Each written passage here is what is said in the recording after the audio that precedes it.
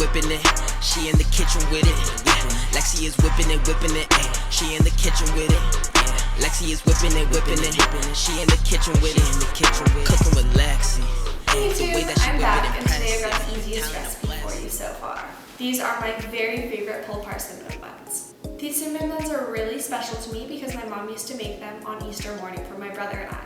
So aside from the fact that they are so delicious, they also are just packed with nostalgia for me. In case you couldn't tell, it is nighttime, and that is the key to these buns. You prep everything the night before just in a bunt pan, leave it overnight, let it rise, and the next morning you pop it in the oven and enjoy. Where we start is with white frozen dinner rolls. You put 20 of these in a bunt pan.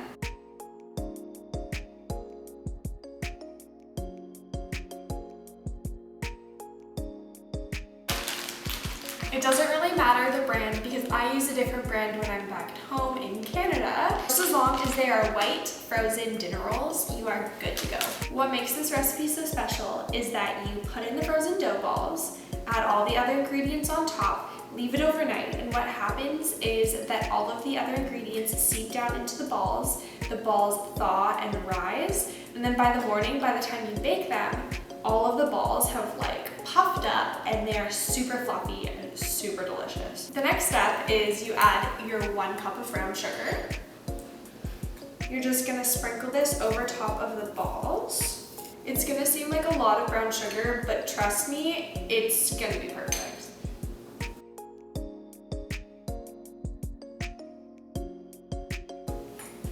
Next, you're gonna add your 2 tablespoons of cinnamon, just sprinkle on top like you did with the brown sugar.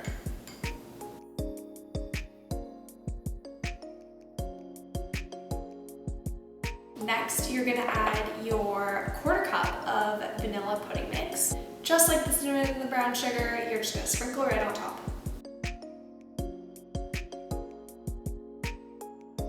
Last but not least, we are going to add in 1/2 cup of melted butter.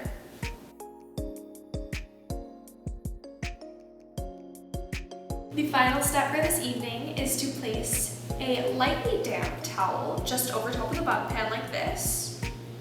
It is to keep all of the moisture in, and it helps the dough balls expand, rise, and be all fluffy for when you bake it. You're gonna wanna keep these in a warm, dry place, so I usually keep them right beside my oven,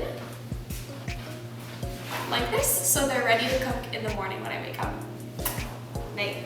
Good morning, YouTube. Wake up and smell those fresh buns. When you wake up, your cinnamon buns should look a little bit something like this. As you can see, the dough has expanded and the balls have gotten substantially bigger, ready for cooking. The first thing I did when I woke up this morning is I rolled out of bed half awake and I preheated the oven to 375, so it's all preheated and ready for the cinnamon buns to go in.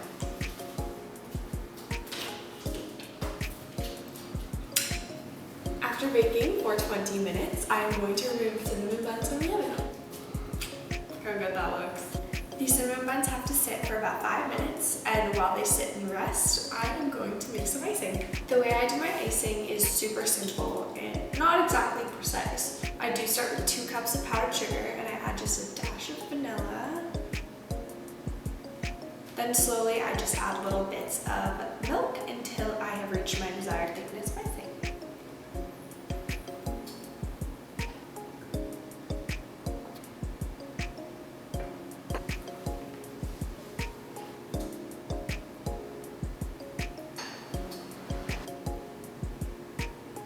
I wanted to keep my icing super thin so that I can drizzle it right on top of the cinnamon buns with no problem at all.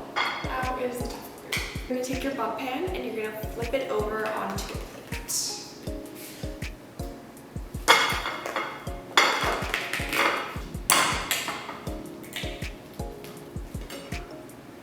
Stunning.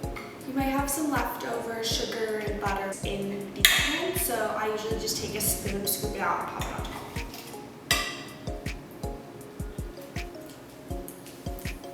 Now just to drizzle the icing on top of the cinnamon bun. So here it is, the best cinnamon bun you will ever have in your life.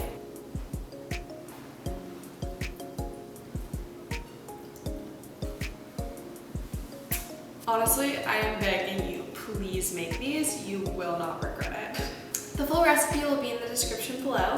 Don't forget to send me a photo if you make them. My Instagram handle will be in the description below as well. Like, subscribe, and see you later.